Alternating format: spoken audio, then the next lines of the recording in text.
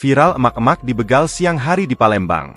Seorang emak-emak menjadi korban kejahatan jalanan, begal, di Palembang, yang secara brutal di siang hari. Dilansir dari unggahan Instagram Palembang, terlihat detik-detik percobaan pelaku melakukan perampasan motor korban saat melintas.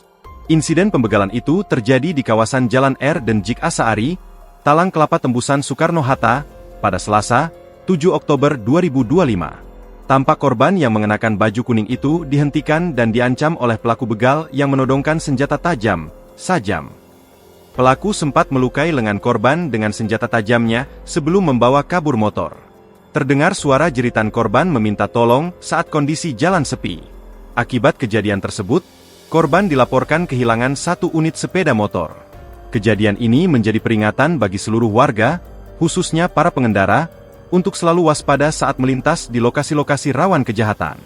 Hingga kini, belum ada konfirmasi dari pihak kepolisian atas kejadian pembegalan tersebut.